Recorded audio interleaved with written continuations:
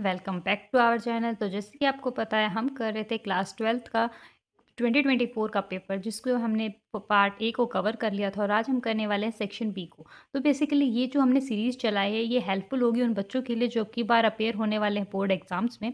तो बेसिकली उनको एक आइडिया हो कि हमारे डिफरेंट सेक्शंस में किस टाइप के क्वेश्चन हमारे से पूछे जाते हैं। तो चलिए अब स्टार्ट करते हैं सेक्शन बी।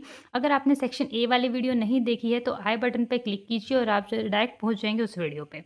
तो चलिए स्टार्ट करते हैं क्वेश्चन नंबर 17 से। तो देखिए यहाँ पे 2 मार्क्स के क्वेश्चंस आए हुए हैं। तो इसमें ये पूछा गया है कि Kohlrausch law of independent migration of ions. तो आपको पता होगा कोलरोच लॉ किस लिए होता है। Kohlrausch law is basically for weak electrolytes के लिए। वीक इलेक्ट्रोलाइट आपको पता है वो इलेक्ट्रोलाइट जो कंप्लीटली डिसोसिएशन नहीं शो करते वो अपने आयंस के अंदर, तो वो वीक इलेक्ट्रोलाइट होते हैं जिनके अंदर एक इक्विलिब्रियम सेटअप होता है और वो कंप्लीट डिसोसिएशन शो नहीं करते। तो कोलरोच लॉ किस लिए आया था? कोलरोच लॉ आया था उनकी molar conductivity eight infinite dilution को निकालने के लिए। क्योंकि स्ट्रॉन्ग इलेक्ट्रोलाइट के केस में हमने क्या देखा था कि हम फाइंड आउट कर सकते थे बाय एक्स्ट्रापोलेटिंग द ग्राफ, कि हम ग्राफ को एक्स्ट्रापोलेट करके लिमिटिंग वैल्यू निकाल सकते थे। जबकि अगर हम बात करें वीक इलेक्ट्रोलाइट्स के लिए तो हम ऐसा नहीं कर पा रहे थे। तो कोलरोच लॉ ने क्या बोला कि अगर आप किसी भी सॉल्यूशन की इक्विवेलेंट कंडक्टिविटी को निकालना चाहते हैं एट इनफाइनाइट डाइल्यूशन, चाहे वो इक्विवेलेंट कंडक्टिविटी हो या मोलर कंडक्टिविटी हो, अगर आपको किसी भी वीक इलेक्ट्रोलाइट की फाइंड आउट करनी है एट इनफाइनाइट डाइल्यूशन, तो आप क्या करेंगे, आप सम कर देंगे conductance of anions and cations और वो आपस में एक दूसरे के सराउंडिंग से इंडिपेंडेंट होंगे। तो वो ये बोलता है कि अगर आपको लैम्डा निकालनी है, मतलब इक्विवेलेंट कंडक्टेंस अगर आपको फाइंड आउट करनी है CH3 COO की, तो आप क्या करेंगे, आप जितने भी CH3 COO माइनस हैं उनकी लिमिटिंग मोलर कंडक्टिविटी निकालेंगे और Na+ की निकालेंगे और उनको जस्ट ऐड अप कर देंगे, जैसे कि CH3 CO माइनस की लिमिटिंग मोलर कंडक्टिविटी और limiting molar conductivity of Na+ ion, यानी जितने भी कैटायन और एनायन की अगर इंडिविजुअली उनकी मोलर कंडक्टिविटीज़ या इक्विवेलेंट कंडक्टिविटीज़ को हम ऐड अप कर देंगे तो उनकी हम इक्विवेलेंट कंडक्टिविटी फाइंड आउट कर सकते हैं at infinite dilution. This was the Kohlrausch law. आगे देखिए वो बोलता है Faraday first law of electrolysis, कि फेराडे का फर्स्ट लॉ ऑफ इलेक्ट्रोलिसिस क्या था। तो जैसे कि आपको पता है जो हमारे पास जो ये चैप्टर है इलेक्ट्रोकेमिस्ट्री, इसमें क्या बोला गया है, इस सारे चैप्टर में हम ये पढ़ रहे होते हैं कि किस तरीके से हम केमिकल एनर्जी से इलेक्ट्रिकल एनर्जी और इलेक्ट्रिकल एनर्जी से केमिकल एनर्जी ऑब्टेन कर सकते हैं। तो फैराडे बोलते हैं कि अगर मैंने किसी सॉल्यूशन के अंदर इलेक्ट्रिसिटी को पास करा तो वो इलेक्ट्रिसिटी पास करने से उन इलेक्ट्रोड्स पे कितना मैटर आके डिपॉजिट हुआ वो उस बात पे डिपेंड करता है कि मैंने कितनी इलेक्ट्रिसिटी प्रोवाइड करी थी। तो Faraday first law of electrolysis states sorry during electrolysis the amount of substance produced at electrode, कि इलेक्ट्रोलिसिस के दौरान कितना अमाउंट ऑफ सब्सटेंस किसी इलेक्ट्रोड पे आकर के जमा होता है as a result of chemical reaction proportional to the quantity of electricity pass through the electrolyte, कि उस इलेक्ट्रोलाइट के थ्रू कितनी इलेक्ट्रिसिटी हमने पास की एक्सटर्नल सोर्स से, ताकि हमारे पास जो अमाउंट ऑफ सब्सटेंस है वो किस पे प्रोड्यूस हो जाए, इलेक्ट्रोड पे किसी केमिकल रिएक्शन से। वो क्या होगा, फैराडे फर्स्ट लॉ होगा। इसको आप ऐसे भी लिख सकते हैं कि W is directly proportional to Q। That means जो भी वर्क डन होगा, वर्क डन यहाँ पे क्या हो रहा है, इलेक्ट्रोड पे जो भी सब्सटेंस है उसका डिपोजिशन, तो डिपोजिशन किसके डायरेक्टली प्रोपोर्शनल होगा, जो चार्ज हम प्रोड्यूस देंगे उसको प्रोवाइड करेंगे, चार्ज इलेक्ट्रिसिटी जो भी हम प्रोवाइड करेंगे उसके प्रोपोर्शनली हमारे पास क्या होगा, amount of work done, amount of substance produce होगा इलेक्ट्रोड पे। इसको हम प्रोपोर्शनलिटी का साइन हटाएंगे तो W इक्वल्स टू ZQ आ जाएगा। This is known as the Faraday first law of electrolysis. आगे देखिए क्वेश्चन नंबर 18 में बोला गया है, ये क्वेश्चन हमारे बायोमोलिक्यूल्स से है। इसमें हमें बेसिकली क्लासिफाई करना है शुगर्स को एज अ मोनोसेकेराइड्स और डायसेकेराइड्स। तो आपको पता है मोनोसेकेराइड्स क्या होते हैं, जो हाइड्रोलिसिस करने पे सिर्फ उनकी एक ही यूनिट होती है, उनको फर्दर डिसइंटीग्रेट नहीं किया जा सकता, तोड़ा नहीं जा सकता है। डायसेकेराइड्स आर द कंपाउंड जिनको अगर हाइड्रोलाइज कर दिया जाए तो वो 2 डिफरेंट सेकेराइड्स में टूट जाते हैं। जैसे कि अगर मान लीजिए कोई अनायन है AB, अगर हम उसको डिजोल्व करेंगे तो क्या बनेगा, A+B- में। Just like that disaccharides are the compound जिनको अगर हम डिसॉल्व करेंगे तो वो क्या होंगे, अपने मोनोसेकेराइड्स में टूट जाएंगे। तो अब आपको बताना है गैलेक्टोज क्या होता है। गैलेक्टोज भी एक टाइप क्या है, मोनोसेकेराइड्स है। ग्लूकोज अपने आप में क्या है, मोनोसेकेराइड है। जबकि लैक्टोज और माल्टोज ये अपने आप में क्या है, डायसेकेराइड है। क्योंकि आपको पता है जो माल्टोज और लैक्टोज होते हैं ये आपके पास डायसेकेराइड है, जो कि बनते किस किस चीज़ से हैं। लैक्टोज में 2 अल्फा डी ग्लूकोज की यूनिट होती हैं, 2 यूनिट होती हैं। और माल्टोज में अब आपके पास क्या होता है, अल्फा डी ग्लूकोज प्लस में बीटा डी गैलेक्टोज होता है। तो आपको पता चल गया, ग्लूकोज और galactose are the monosaccharides unit and sucrose, maltose and lactose are आपके पास क्या हो जाएंगी, डायसैकेराइड, जबकि सुक्रोज बनता है अल्फा डी ग्लूकोज और बीटा डी फ्रक्टोज से। अब आपके पास 19th क्वेश्चन है, carry out the following conversion. आपको कन्वर्जन करना है नाइट्रोबेंजीन से एनिलीन के अंदर। तो नाइट्रोबेंजीन से एनिलीन तक आप कैसे करेंगे, तो देखिए ये आपके पास नाइट्रोबेंजीन है, इसको आपको एनिलीन में कन्वर्ट करना है। मतलब नाइट्रो ग्रुप आपकी बेंजीन के ऊपर लग गया तो हम उसको नाइट्रोबेंजीन बोलेंगे। अब उसको एनिलीन में कन्वर्ट करना है। Aniline is nothing but direct attachment of benzene ring to NH2 ring. तो NO2 से NH2 आपको बनाना है, तो ये रिडक्शन प्रोसेस होता है। ये SN in presence of HCl या फिर Fe in presence of HCl से भी कैरिड आउट किया जा सकता है। ये आपके पास बहुत बेटर रिएजेंट होता है। ऐसा क्यों, जब SN in presence of HCl आता है तो वो SnCl2 प्लस HCl प्रोवाइड करता है। तो आप थोड़ी सी अमाउंट की HCl भी लेंगे तो वो बार बार रिएक्शन में HCl प्रोड्यूस करता रहेगा और आपको रिएक्शन में बाद में HCl डालने की ज़रूरत नहीं है। तो इसकी काफ़ी बड़ी एडवांटेज यहाँ देखने को मिलती है। आगे है एनिलीन टू फिनोल।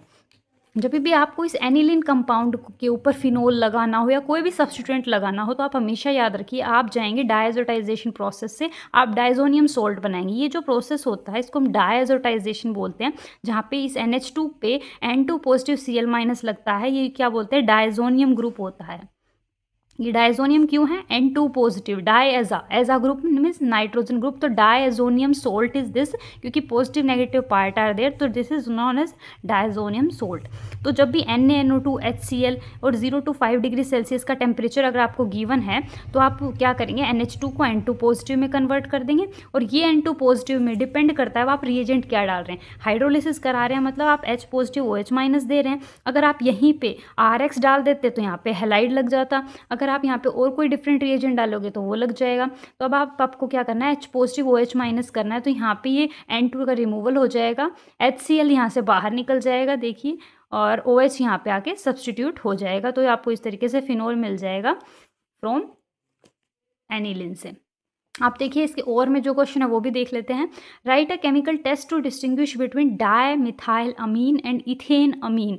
तो देखिए C2H5 इथेन यही होता है, अमीन NH2 लगा दिया, और एक है डाई मिथाइल, मतलब इसका मतलब ये है NH और डायमिथाइल, दैट मीन्स CH3 का ट्वाइस। और आपको पता है, अगर मैं आपको पता होना चाहिए NH3 है हमारे पास अमोनिया, अगर इस अमोनिया के अंदर मैं एक H को हटा के RNH2 लगा दूँ, this is primary amine, R2NH लगा दूँ that is secondary amine, and R3N लगा दे तो ये टर्शरी अमीन है। आपको डायमिथाइल अमीन में क्या नजर आ रहा है, एक H है और दो R हैं, that means it is a secondary amine.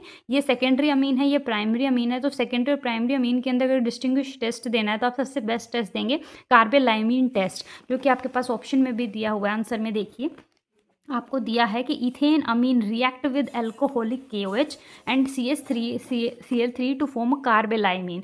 ये जब KOH के साथ CHCl3 क्लोरोफॉर्म रिएक्ट करती है तो सिर्फ प्राइमरी जो सब्सटेंसेस होते हैं वो एक करेक्टरिस्टिक ऑर्डर, एक स्मेल रिलीज होती है जिससे हम उसको करेक्टराइज कर सकते हैं, जबकि सेकेंडरी कंपाउंड ये टेस्ट नहीं देते, तो सिर्फ प्राइमरी ये टेस्ट देते। तो हैंस प्राइमरी और सेकेंडरी में अगर आपको डिस्टिंग्विशन करना है तो उस सब्सटेंस के अंदर KOH और CHCl3 डाल देंगे, तो एक डिस्टिंग्विश ऑर्डर आएगा जिसकी वजह से आप उनको डिफ्रेंशिएट कर सकते हैं। This is known as what, carbylamine test.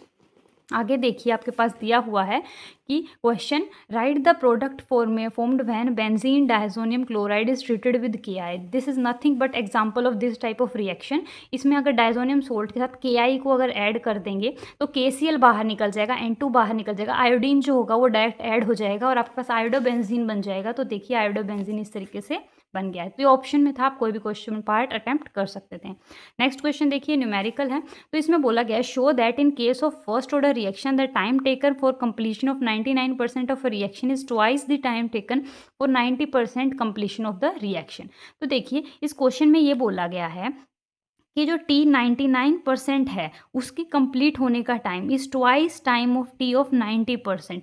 कि जो T99% होता है कि जितना टाइम 99.9% किसी भी चीज़ के ख़त्म होने में लगेगा या कंप्लीट होने में लगेगा, वो ट्वाइस है जितना आपको 90% होने में लगेगा। तो आपको ये फाइंड आउट करना है। तो आप सबसे पहले क्या करेंगे, देखिए आप लगाएंगे फर्स्ट ऑर्डर का फॉर्मूला, जो कि हमारे पास टाइम होता है। सबसे पहले आप 99% के लिए निकालेंगे और फिर आप निकालेंगे 90% के लिए। तो सबसे पहले हम 99.9% के लिए निकालेंगे। तो क्या करेंगे हम सबसे पहले 2.303 डिवाइड बाय के log of 10 base initial concentration और किसी टाइम टी पे कंसंट्रेशन जो कि a माइनस एक्स होती है। 2.303 डिवाइड बाय के लॉग ऑफ, अब यहाँ पे इनिशियल तो a ही थी। अब अगर बात की जाए कि हमारे पास 99%, सॉरी मैं 99.9 बोल रही थी, यहाँ पे है 99% ओनली रिएक्शन, तो हम 99% के लिए करेंगे। तो 99% रिएक्शन का मतलब क्या होता है कि 100 में से 99 कंप्लीट हो चुके हैं, सिर्फ 1% बची है। तो ये जो a माइनस एक्स होता है, this is that uncompleted reaction जो 1% बचा है। तो 1% बचा है वो क्या होता है हमारे पास 1%। और अगर आप ऐसे भी कर सकते हैं कि x हमारे पास जो कंप्लीट हो चुका है वो 99% है, किसका, a का। तो a माइनस एक्स क्या हो जाएगा आपके पास, a माइनस 99 बाय a, तो जो कि 1/100 of a, that means a by 100। या फिर आप कुछ इस तरीके से भी कर सकते हैं कि a नोट डिवाइड बाय 80, ठीक है।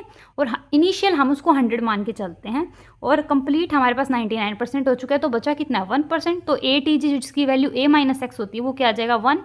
और इसको हम क्या लिख सकते हैं 10 की पावर 2। तो हमने डायरेक्ट ये a वाली चीज़ को हमने नेगलेक्ट ही करी और हमने अपने तरीके से समझा कि a नोट की वैल्यू जो a होता है उसको हमने 100 मान लिया, 99 कंप्लीट हो चुका था। तो जो अब a माइनस एक्स है वो कितना है, 1 बच्चा है, तो हमने 1 वैल्यू रख दी। 10 की पावर 2 लिख दिया 100 को, पावर लॉग के आगे आ जाएगी 2 इंटू 2 बाई 2.303 डिवाइड बाई के लॉग ऑफ 10 बेस। अब बचा था लॉग ऑफ 10 बेस, तो इसकी वैल्यू क्या होती है 1। अब आगे देखिए हमने ये टाइम निकाल दिया फॉर 99%। अब है टी फॉर 90%। अब 90% के लिए भी देखिए वही करेंगे, हम ये फॉर्मूला लगाएंगे। हम a की जगह क्या लिख देंगे 100, और a माइनस एक्स में 90% कंप्लीट हो चुका है, तो बचा कितना है 10। तो अब यहाँ पे ये क्या बचेगा, देखिए ये आ चुका है हमारे पास 2.303 के लॉग ऑफ 10 बेस 10। अब इसकी वैल्यू हमारे पास क्या होती है 1, तो हमारे पास आंसर ये आ गया नहीं आ गया। अब देखिए इसका टाइम सेम ये वैल्यू है, बस उसके साथ में क्या लगा है 2 लगा है। तो अगर हम कंपेयर करें, इसको हम T90 लिख दें, इसको T99 लिख दें, तो आपके पास क्या बनेगा T99 इक्वल टू 2 इंटू, अभी सारे 2.303 के बजाय मैं T90 लिख दूँ क्योंकि दोनों आपस में बराबर हैं, तो T90। और यही तो हमें शो करना था कि T99% इक्वल टू 2 इंटू 90%। तो आपके पास आंसर आ चुका है।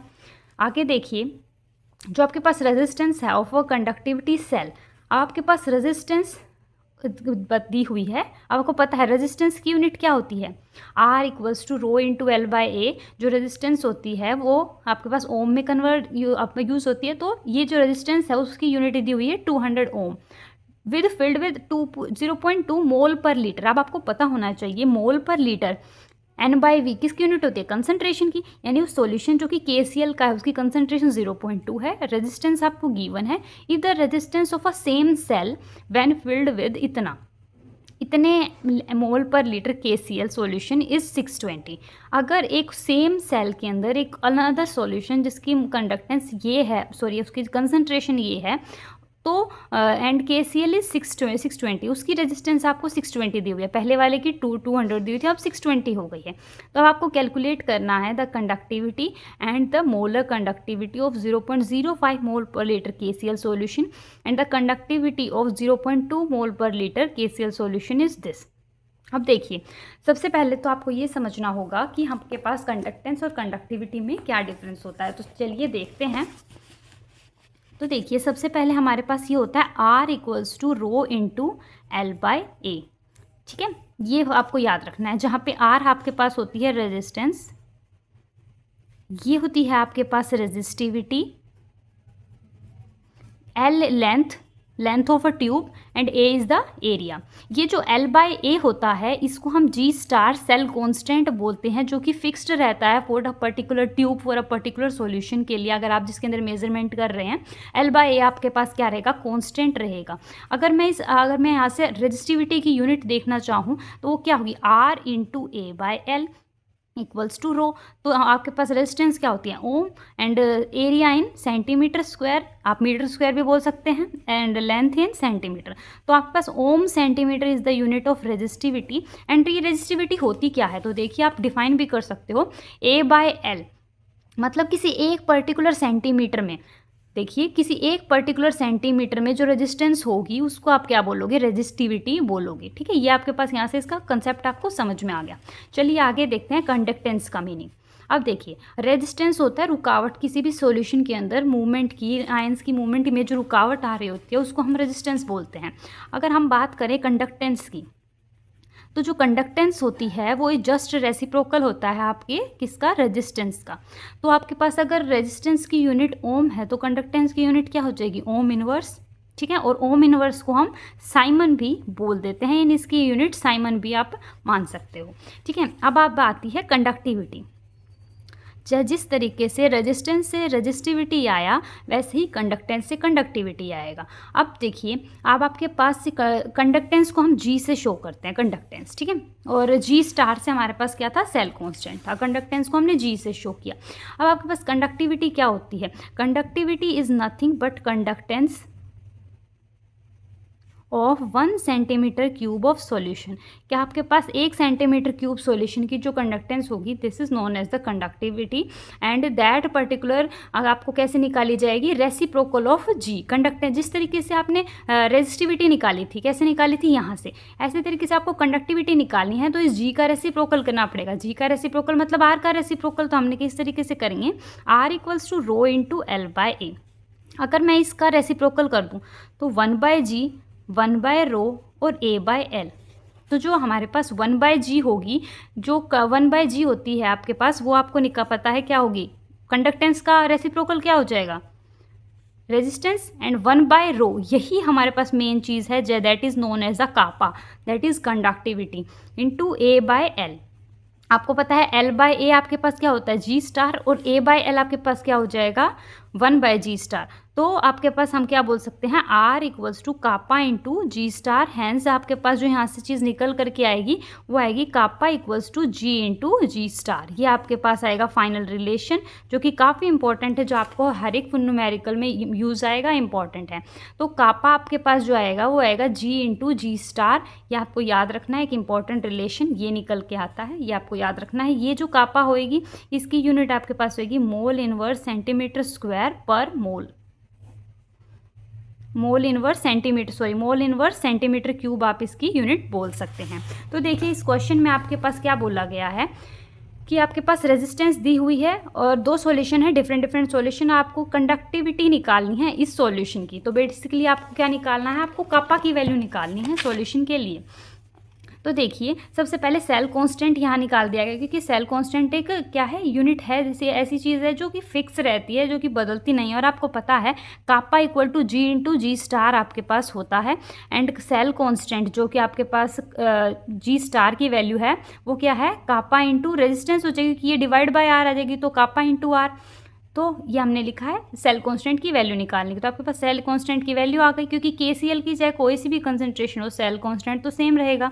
तो हमने इस चीज़ में जी स्टार की वैल्यू निकालनी थी, तो कापा बाय जी, और 1/g क्या होती है, रेजिस्टेंस। समझ में आया। आगे देखिए अब देखते हैं हम 0.05 मोल लीटर KCl सॉल्यूशन के लिए हमने उसकी कंडक्टिविटी अगर निकालनी थी, तो वही फॉर्मूला, वही से दोबारा से इसी फॉर्मूले का use, cell constant is conductivity into resistance. Conductivity आपको निकालनी है तो सेल कांस्टेंट बाय रेजिस्टेंस करना पड़ेगा, क्योंकि ये चीज़ निकालनी है तो इसको डिवाइड में आना पड़ेगा ना। और अभी भी आप सेल कांस्टेंट निकाल के आए हैं, आपको इस सॉल्यूशन की 620 दी हुई थी, जबकि 0.2 m वाले की आपको डिफरेंट दी हुई थी। तो आपने यहाँ से कंडक्टिविटी फाइंड आउट कर ली। अब आपको कंसंट्रेशन भी गिवन है, आपको क्या निकालनी है, मोलर कंसंट्रेशन निकालनी है। तो lambda m equal to kappa by c होता है मोलर कंडक्टेंस। अब कंडक्टिविटी हमारे पास आ चुकी है और कंसंट्रेशन हमें गिवन है, तो क्या हम मोलर कंडक्टिविटी नहीं निकाल सकते, निकाल देंगे, हम फाइंड आउट कर लेंगे यहाँ से।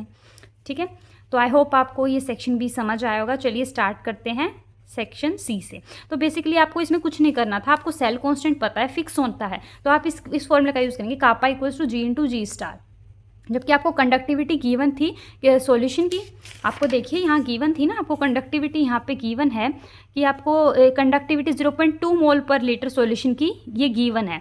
तो आपको कंडक्टिविटी ऑलरेडी गिवन थी इस सॉल्यूशन के लिए 0.2 2 मोल पर लीटर के। तो जिस सॉल्यूशन की आपको कंडक्टिविटी गिवन है उस सॉल्यूशन के लिए आप क्या निकाल सकते हैं, सेल कांस्टेंट की वैल्यू फाइंड आउट कर सकते हैं। और जिस सॉल्यूशन की कंडक्टिविटी गिवन है ना उसी की रेजिस्टेंस यूज़ करनी, 620 नहीं लिखना है यहाँ पे, 200 लिखना है।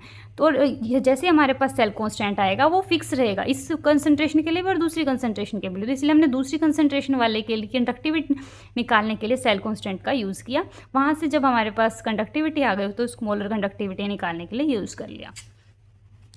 देखिए आयुपैक नेमिंग अगर आपको करनी है तो सेक्शन से स्टार्ट करते हैं। तो सबसे पहले नेमिंग करते वक्त आप याद रखेंगे कि अगर आपके पास कैटायन आपके पास इस कोऑर्डिनेशन स्फीयर के बाहर अगर कोई लिखा हुआ है तो आप उसको 8 से एंड करेंगे। क्यों? क्योंकि ये जो 3 पॉजिटिव है ये बाद में 3 माइनस के रूप में ऐड हो जाएगा। तो जब भी आपके पास कोऑर्डिनेशन स्फीयर के ऊपर चार्ज नेगेटिव में आता है तो हम उसके नेमिंग के एंड में 8 यू वर्ड यूज़ करते हैं। नेमिंग कैसे स्टार्ट करेंगे, जैसे आप आयुपैक नेमिंग करते हैं तो सबसे पहले आप अल्फ़ाबेटिकली डालते हैं। तो ये अमीन ग्रुप होता है, ये क्लोरिडो ग्रुप होता है, ये नाइट्रो ग्रुप होता है, ये कोबाल्ट होता है। ये कोबाल्ट का कोबाल्टेट हो जाता अगर इस सारे स्फीयर के ऊपर नेगेटिव चार्ज होता, पर आपको पता है बाहर इसके Cl माइनस है तो उस माइनस को काउंटरैन करने के लिए जो आपके पास स्फीयर होगा उस पर पॉजिटिव चार्ज आ जाएगा, इस पर नेगेटिव है तभी तो न्यूट्रल है ये। तो स्फीयर पे पॉजिटिव चार्ज है इसलिए कोबाल्ट को कोबाल्ट रखा गया, कोबाल्टेट नहीं किया। तो टेट्रा अमीन ए डबल, यहाँ पे टेट्रा का वर्ड ए यहाँ तक है, अमीन की स्पेलिंग होती है AMM ना कि AMINE, AMMINE। फिर उसके बाद आप लिखेंगे क्लोरिडो CLORIDO, क्लोरिडो, ब्रोमिडो, आयोडिडो। ये सब नेमिंग होते हैं हमारे पास हेलोजन कंपाउंड्स के लिए। आगे हम क्या करेंगे, नाइट्रो वर्ड डाल दिया गया, देन फिर कोबाल्ट। और फिर अगर हमें इसकी ऑक्सीडेशन स्टेट लिखनी है तो आपको पता है दिस इज न्यूट्रल, इसके ऊपर NO2 माइनस Cl माइनस, तो आपके पास क्या आ जाएगा -2। तो X -2 और आपके पास बाहर आपके पास क्या है जिसके ऊपर चार्ज +1, तो X = 2 + 1 3। तो हैंस आपके पास यहाँ क्या लगा देंगे आप, 3 चार्ज लगा देंगे। नेक्स्ट देखिए हेक्साअमीन निकल, और निकल के ऊपर चार्ज ये तो न्यूट्रल है, इसका -2 है तो होल के ऊपर क्या आएगा +2 चार्ज। तो यहाँ पे आ जाएगा हेक्साअमीन निकल क्लोराइड। आगे देखिए मैंने आपको बताया था जैसे ही हमारे पास जो स्पीशीज़ है उस पर नेगेटिव चार्ज आ जाएगा तो हम 8 से एंड करेंगे। तो क्रोमेट से देखिए एंड हो रहा है यहाँ पे। तो हम क्या करेंगे यहाँ पे पोटेशियम, हमने यहाँ पे ट्राई पोटेशियम नहीं लिखा, आप याद रखेंगे सिर्फ डाया ट्राया ये सब यूज़ होते हैं जो हमारे पास कोऑर्डिनेशन स्फीयर के अंदर होते हैं। तो पोटेशियम सिर्फ डायरेक्टली लिखा गया है। आगे देखिए ये जो C2O4 है इसको हम बोलते हैं ऑक्सलेटो कंपाउंड। तो इनके लिए आप क्या यूज़ करेंगे, जितने भी बाइडेंटेट कंपाउंड्स हैं जिनमें 2 डेंटिटिसिटी आपके पास है उनके लिए आप बिस, ट्रिस, टेट्राकिसिन ऐसे आप यूज़ करेंगे प्रीफिक्सेस। आगे हम क्या यूज़ करेंगे, पोटेशियम ट्राईऑक्सलेटो क्रोमेट, और आपको पता है ये 3- चार्ज है तो आपके पास oxidation state will be 3। COEN2Br2, तो di bromo bis ethane 1,2 diamine, EN होता है इथेन 1,2 डायामीन एंड कोबाल्ट, और चार्ज विल बी कोबाल्ट 3+, क्योंकि आप देखिए इसकी ऑक्सीडेशन स्टेट हम निकालते हैं X -2 = +1, जहाँ पे ये न्यूट्रल है इसके ऊपर -2 चार्ज है और ओवरऑल +1 चार्ज है। तो X की वैल्यू कोबाल्ट की oxidation state will be 3। Next question देखिए, given the structure of major compound जो हमें निकालने हैं एक्सपेक्टेड फ्रॉम दीज रिएक्शंस। तो देखिए सबसे पहले रिएक्शन ऑफ इथेनल, तो मीथ ईथ यानी कि CH3 double bond OH with methyl magnesium bromide यानी CH3MgBr बाय हाइड्रोलिसिस। तो आप हमेशा याद रखेंगे कि जब भी आपके पास एल्डिहाइड्स की रिएक्शन अगर आपके पास हो रही है इनके साथ RMgX कंपाउंड्स के साथ, तो एक इंपॉर्टेंट रिलेशन जो आपको हमेशा याद रखना होता है, HCHO फॉर्मेल्डिहाइड है, CH3MgBr के साथ रिएक्शन करता है और हाइड्रोलिसिस करता है, तो आपके पास प्रोडक्ट क्या मिलेगा, प्राइमरी अल्कोहल। और उसके अलावा कोई भी एल्डिहाइड हो, चाहे वो इथेनल हो, प्रोपेनल हो, ब्यूटेनल हो, कोई भी हो, और अगर उसकी रिएक्शन MgBr के साथ होती है, हाइड्रोलिसिस होती है, तो आपको सेकेंडरी अल्कोहल मिलेगा। कीटोन्स के साथ अगर आपके पास RMgX रिएक्ट करता है और उसकी हाइड्रोलिसिस होती है तो आपको tertiary alcohol will be the final product. तो आपको पता है आपको फाइनल प्रोडक्ट सेकेंडरी आपको प्रोडक्ट मिलना चाहिए, आप यहाँ से कंफर्म कर सकते हो।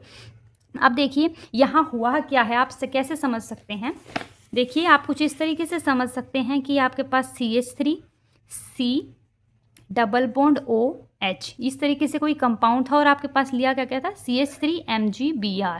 तो आपको पता है ये कैसे टूटता है, RMgX यानी ये नेगेटिव ये पॉजिटिव, तो यहाँ पे न्यूक्लियोफिलिक फाइल की तरह एक्ट करेगा और इस कार्बोनिल कार्बन जो कि इलेक्ट्रॉन डेफिशिएंट है ड्यू टू दिस ऑक्सीजन के कारण वहाँ यहाँ ये शिफ्ट हो जाएगा, तो आपके पास क्या रिएक्शन होगी, CH3 CO माइनस, यहाँ पे CH3 आके जुड़ेगा, यहाँ H होगा और ये OMgBr यहाँ पे आके जुड़ जाएगा। ठीक है, ये आपके पास कुछ बन गया बीच में एडिशन प्रोडक्ट। और इस एडिशन प्रोडक्ट की हम जैसे ही H positive in presence of H2O अगर हाइड्रोलिसिस करेंगे तो क्या हो जाएगा, ये क्या होगा, H पॉजिटिव OH माइनस, तो ये O के पास H आ जाएगा और MgBr के साथ OH बाहर निकल जाएगा। तो आपके पास प्रोडक्ट क्या बनेगा, आपके पास CH3 COH H और CH3। तो आप देख सकते हैं जिस कार्बन से OH अटैच है वो 2 कार्बन से अटैच है, hence this carbon is secondary carbon. तो ये सेकेंडरी अल्कोहल हमारे पास प्रोडक्ट बन जाएगा, जिसको कि आप क्या बता सकते हो, ये हमारे पास प्रोडक्ट फॉर्म हो चुका है यहाँ पर।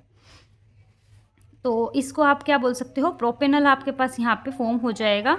तो आपके पास रिएक्शन में प्रोडक्ट ये बन जाएगा। तो चलिए अब देखते हैं हमारे पास नेक्स्ट क्वेश्चन हमारे पास क्या आया है। देखिए नेक्स्ट क्वेश्चन में हमें बोला गया है hydration of but 1 in presence of dilute sulphuric acid. जब भी हमारे पास एडिशन हो सल्फ्यूरिक एसिड का, यानी हाइड्रेशन करनी हो वो भी एल्कीन की, तो आप हमेशा समझ जाइए यहाँ पे मार्कोनिकोव एडिशन हमारे पास टेक प्लेस होना ही होना है। तो इस मार्कोनिकोव एडिशन से हमें क्या प्रोडक्ट मिल सकता है, चलिए हम वो देखते हैं। तो अब देखिए मार्कोनिकोव्स एडिशन हमारे पास कैसे होएगा, जैसे हमने ब्यूट 1 इन, सबसे पहले 1 2 3 4 कार्बन लिखा है, फर्स्ट पोजीशन पे double bond, then hydrogen complete किए। H2O in presence of dilute H2SO4 अगर ऐड किया है, H पॉजिटिव और OH माइनस का ऐड होगा। अब negative part goes to where hydrogen is less, यानी यहाँ पे H कम है, यहाँ H 2 है, तो यहाँ OH लग जाएगा, यहाँ H लग जाएगा, डबल बॉन्ड खत्म हो जाएगा। ये आपके पास ब्यूटेन 2 और will be the final product है। नेक्स्ट क्वेश्चन आपके पास बोलता है वो reaction of phenol with bromine water. क्या आप OH की अगर 3Br2 के साथ रिएक्शन करते हैं, तो यहाँ पे ब्रोमीन वाटर बोला गया है that is concentrated in solution. तो आपके पास क्या होगा, जितनी भी पोजीशन होंगी, ऑर्थो पोजीशन और पैरा पोजीशन, उन पे अटैक कर देगा, क्योंकि OH जो है ये क्या है हमारे पास ortho para directing and activating group है, इसीलिए सारी ऑर्थो एंड पैरा पोजीशन पे Br हमारे पास लग जाएगा और 2,4,6 ट्रायाब्रोमोफिनोल आपके पास प्रोडक्ट आ जाएगा। आगे देखिए नेक्स्ट क्वेश्चन आपके पास बोला गया है कि draw the major structure in the following compounds reaction के अंदर। तो देखिए AgNH3 आप जब भी देखें तो ये टोलेंस रिएजेंट का टेस्ट है। ये टोलन रिएजेंट का टेस्ट आप सिर्फ एल्डिहाइड के लिए करते हो, कीटोन्स के लिए नहीं होता है। And that will be the keto group, क्योंकि दोनों साइड C लगा है एंड R ग्रुप 2 साइड लगे होते हैं, ये तो कीटो ग्रुप है। सिर्फ एल्डिहाइड के लिए रिएक्शन होगी, तो आपके पास प्रोडक्ट में से जो रिएक्ट करेगा वो एल्डिहाइड करेगा, जो कि किसमें चेंज हो जाएगा, एसिड में कन्वर्ट हो जाएगा। तो देखिए आपके पास सिर्फ ये यहाँ पे रिएक्शन हुए, ये अनअफेक्टेड रहा है। नेक्स्ट देखिए दिस इज हेलोफॉर्म रिएक्शन। आप जहाँ पे भी NaOI को देखें, NaOX को देखें, तो ये हेलोफॉर्म रिएक्शन होती है और ये आपके पास ketonic group C double bond CH3 इस पे आके अटैक करती है, बाकी सब रिमेन ऐसे ही रहता है, रिएक्ट नहीं करता। तो आपके पास प्रोडक्ट में हमारे पास क्या होगा, CHI3, ये आपके पास प्रोडक्ट बनता है यहाँ पे हेलोफॉर्म रिएक्शन का CHI3 और CH3CH डबल बॉन्ड CH3। अब देखिए यहाँ पे आप इसको ऐसे ब्रेक करेंगे, जहाँ पे भी आपको CH3C डबल बॉन्ड और ग्रुप दिखे ना, उसको ब्रेक कर दीजिए और यहाँ पे आप लगा दीजिए CHI3 और यहाँ पे ये जो बचा ग्रुप है, जैसे CH3CH डबल बॉन्ड CH3 और C डबल बॉन्ड OH, यहाँ पे आप क्या क्या कर दीजिए, C डबल बॉन्ड को कंप्लीट करके OH कर दीजिए। तो आपके पास प्रोडक्ट बचेगा CH3CH डबल बॉन्ड CH3 और CH3 के साथ में COOH कंप्लीट कर दिया। CH3 जो अलग हुआ था ना, उसमें एक CH छोड़ो और बाकी को क्या बना दो, CHI3। यानी कि देखिए इस CH3 में आपको सिर्फ एक हाइड्रोजन अपने पास रखना है, 2 हाइड्रोजन बाकी यहाँ ट्रांसफ़र कर देना है और COOH का फॉर्मेशन दूसरी साइड करा देना है आपको। आगे देखिए NaCN in presence of HCl, this shows what, आपको साइनाइड ग्रुप का एडिशन कराना है। तो आप कैसे कराएंगे, COOH और CHO में से किस कंपाउंड के अंदर आपको ऐसा लगता है कि इससे सब्स्टिट्यूशन होने की प्रोबेबिलिटी ज़्यादा होगी, तो आपको याद रखना है aldehyde group will be more reactive for nucleophilic substitution reaction. तो साइनाइड ग्रुप की एडिशन हो जाएगी हमारे पास, ये साइनाइड ग्रुप यहाँ आएगा और यहाँ पे OH लग जाएगा, ये माइनस साइन है, माइनस साइन इस H पॉजिटिव को बुला लेगा और CN यहाँ लग जाएगा, तो साइनोहाइड्रिन टाइप का ग्रुप आपको यहाँ पे फॉर्म होता दिख जाएगा। तो आज की वीडियो के लिए इतना ही करते हैं। नेक्स्ट वीडियो में हम सेक्शन सी को कंप्लीट करेंगे और सेक्शन सी के बाद सेक्शन डी को भी कंप्लीट करेंगे। आई होप आपको आज की वीडियो समझ आई होगी। अगर आपको किसी भी क्वेश्चन में कोई भी डाउट है तो आप प्लीज़ कमेंट सेक्शन में ज़रूर बताएं और इस वीडियो को ज़्यादा से ज़्यादा अपने दोस्तों के साथ और अपने ग्रुप्स में शेयर करें ताकि बच्चे जो बोर्ड्स की तैयारी कर रहे हैं उनको कुछ बेनिफिट हो सके। Thank you and happy learning.